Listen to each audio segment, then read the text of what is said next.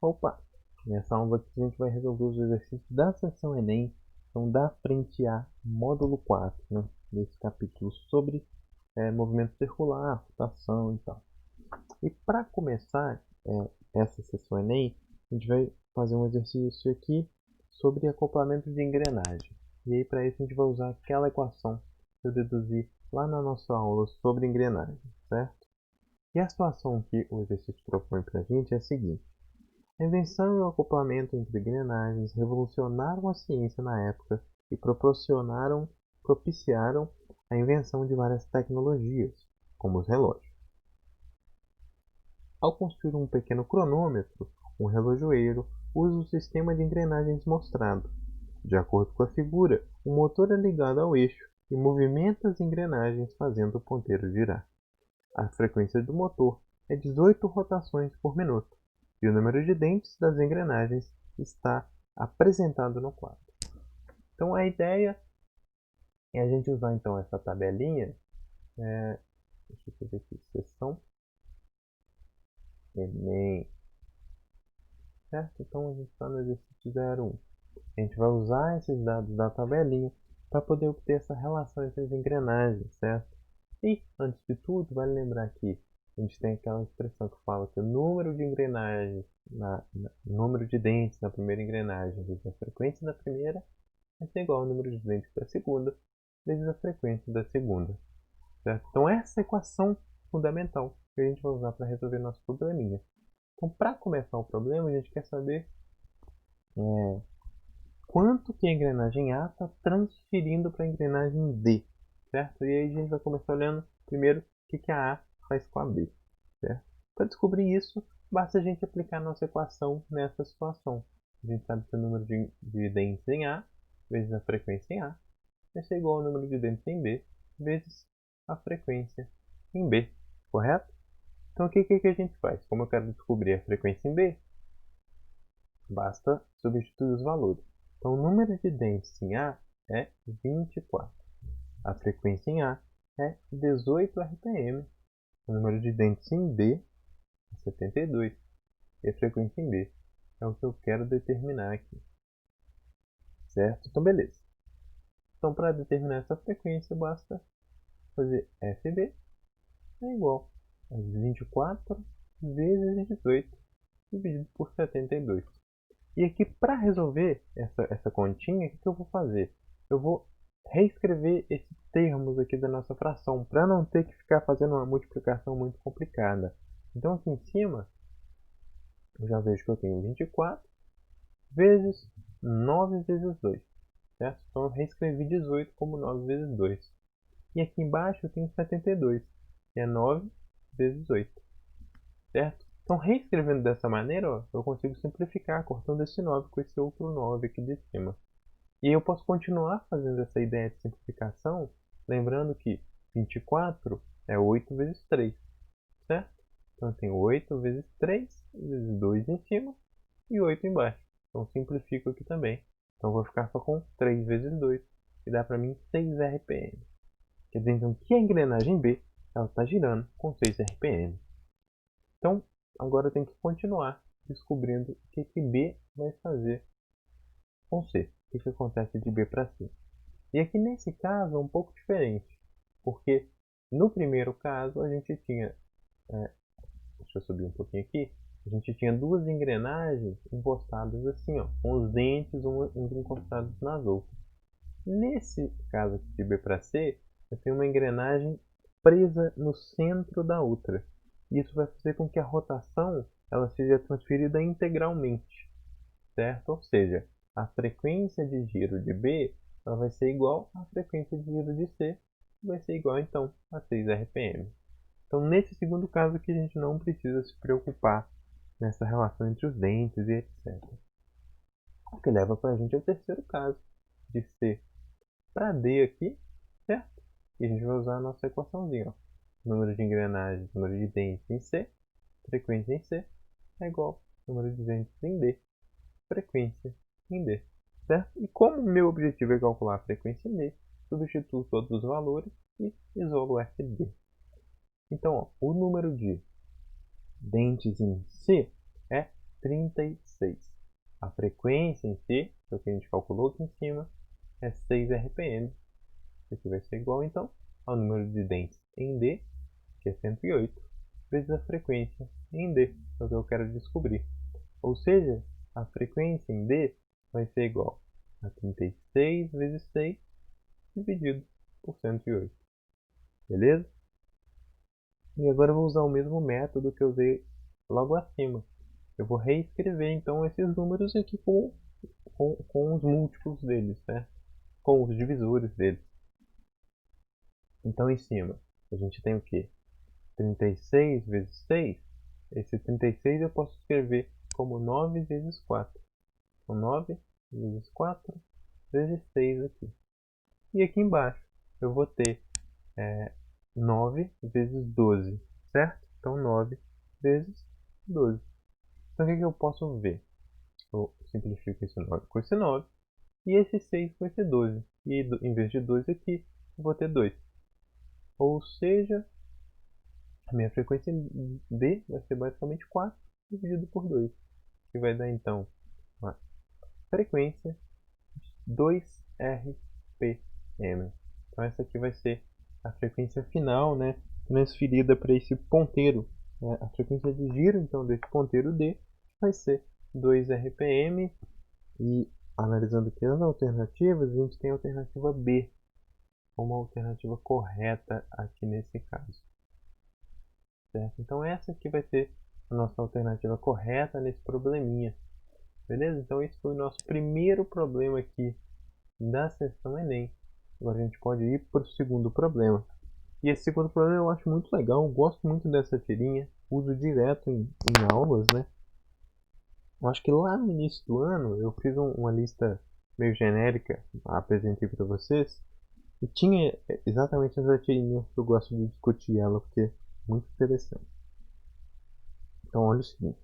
Um professor utiliza essa história em quadrinhos para discutir com os estudantes o movimento de satélites. Nesse sentido, pede a eles para analisarem o movimento do coelhinho, considerando o módulo da velocidade constante. E ele fala o seguinte. Desprezando a existência de forças dissipativas, o vetor aceleração tangencial do coelhinho, no terceiro quadrinho, é.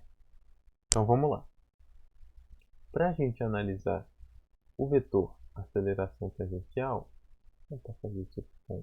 Olha só, ficou bacana. Nunca tinha usado essa ferramenta aqui de desenhar círculo.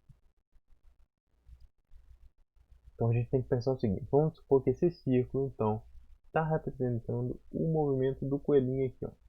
Fazer essa seta para representar o sentido. A gente já falou anteriormente que existe uma coisa que está aqui apontando na direção do centro do círculo, que eu chamei de força central, força centrípeta, certo? E sempre que a gente tem um movimento circular, a gente tem uma força central, beleza? Ou seja, essa força é a força resultante que está fazendo esse movimento ser circular, certo? Então quer dizer que a força resultante aqui, ela aponta na direção do centro. Ou seja, não existe força resultante na direção tangencial aqui. Lembrando que eu pego uma reta e passo aqui pertinho do círculo o ponto aqui, um certo ponto. Esse ponto eu vou dizer que ele tem, que essa reta representa a tangente desse ponto. Então, por exemplo, a velocidade em um ponto qualquer desse círculo aqui, ela é sempre tangente, certo? E nesse caso, desse ponto, ela está apontando nesse sentido aqui para baixo, certo? Porque o movimento que eu selecionei está acontecendo aqui no sentido anti-horário, beleza? Então, ó, a velocidade ela é sempre tangencial, mas a aceleração ela é sempre central, certo? Então não existe componente tangencial aqui da aceleração nesse problema. Então, com isso, aí a gente vai analisar as alternativas e ver que a alternativa correta aqui vai ser a alternativa A. Beleza? Então, a alternativa A está me dizendo que a componente tangencial da aceleração é nula, que é exatamente o que está acontecendo aqui nesse caso, certo? Então o que a gente tem? A alternativa A é correta, vamos dar uma olhadinha rápida nas outras para ver que elas estão incorretas. A B está dizendo que ele é paralelo à velocidade linear e no mesmo sentido. Isso aqui não faz sentido por quê? Porque se... Vou representar as duas aqui. Ó. Essa de baixo eu vou dizer que é, sei lá, a velocidade. E vamos supor que exista uma aceleração na mesma direção que a velocidade. Se houvesse essa aceleração tangencial na mesma direção que a velocidade, o que ia acontecer com a velocidade? Ela ia mudar de intensidade. Então, à medida que o tempo passasse, ela ia ficar cada vez mais rápida aqui, certo? Só que isso aqui não está acontecendo. E é por isso que essa alternativa não faz sentido. Lá no enunciado do problema, ele fala: o módulo da velocidade é constante, ou seja, a intensidade dessa velocidade ela não muda ao longo do tempo. Então não pode ter componente da aceleração que está fazendo ela mudar, certo? E essa componente tangencial para a aceleração faria ela mudar de velocidade. Então nesse caso não tem componente tangencial da aceleração. Na alternativa C aqui, a gente tem o seguinte: ele é paralelo à velocidade linear e no sentido oposto. Isso também não faz sentido, porque o enunciado está falando que a velocidade é constante, módulo constante. E se essa aceleração fosse paralela que a velocidade, mas no sentido oposto, eu ia necessariamente fazer com que a minha velocidade diminuísse ao longo do tempo. Então, como a velocidade está mantendo constante, está sendo mantida constante nesse movimento, então não pode ter componente paralelo ali a essa velocidade. A alternativa D está dizendo que ela é perpendicular à velocidade e dirigida por centro da Terra. Mas veja só, o enunciado do problema está pedindo para a gente, desprezando a existência de forças dissipativas, o vetor aceleração tangencial no terceiro quadrinho é. Então, se é a aceleração tangencial, não faz sentido eu dizer que ela está apontando no centro da Terra. Porque se ela está apontando no centro da Terra, ela teria que ter uma aceleração central, certo? Então, pelo enunciado está me pedindo uma aceleração tangencial, essa alternativa não faz sentido. Mas existe sim uma, uma aceleração perpendicular à velocidade que aponta no sentido do centro da Terra, que é a aceleração da gravidade, que é que está gerando esse movimento circular. E a alternativa E, a última aí, está dizendo que ela é perpendicular à velocidade e dirigida para fora da superfície da Terra, e essa não faz o menor sentido, justamente porque a gente sabe que a aceleração resultante está apontando para o centro da Terra, porque o objeto ele sempre cai na direção do centro, é uma força central que gera esse movimento, certo? Então, por conta disso, a alternativa A é a alternativa correta aí. E agora a gente vai para a terceira questão aqui, que é uma análise envolvendo aquela ideia, então, do acoplamento de engrenagem, só que num outro contexto. Então, o que esse exercício está pedindo para a gente? Então, exercício 3 aqui, ele tem a seguinte situação. Tem um motor, esse motor está ligado, então, num sistema aí de duas polias, certo? E vale perceber que essas duas polias elas estão ligadas, coladas uma na outra. Então, elas não estão ligadas pelos dentes, elas estão acopladas diretamente uma na outra, ou seja, a frequência de rotação das duas é igual, certo? Então, tendo dito isso, eu vou, antes da gente pensar no problema, eu já vou escrever uma equação aqui, que é o seguinte: a velocidade linear ela vai ser igual a ômega r. Lembram disso? E aí o que eu vou fazer? Esse ômega ele é 2π vezes a frequência, né? Então eu vou reescrever isso aqui: 2π vezes a frequência. Ou seja, se a frequência de rotação dessas duas polias que estão acopladas diretamente uma na outra é a mesma, então F vai ser igual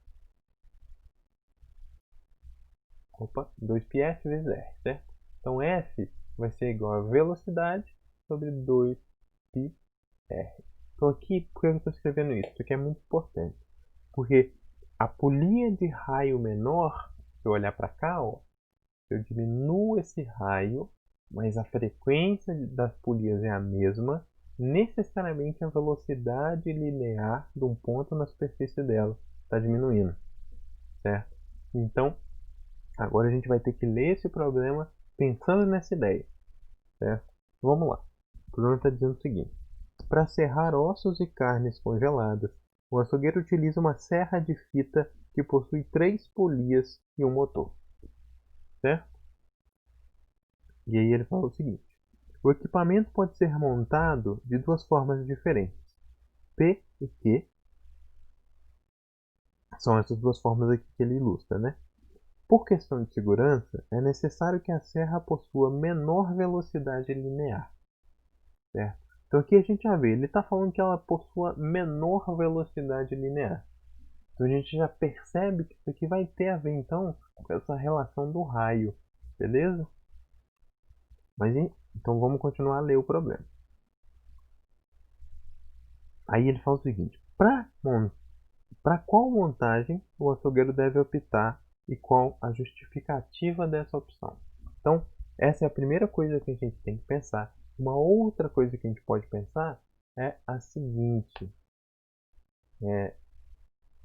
quando a gente deduziu aquela equação para acoplamento de engrenagem, a gente chegou numa coisa que era o raio da engrenagem 1 vezes a frequência da engrenagem 1 é igual ao raio da engrenagem 2 vezes a frequência da engrenagem 2.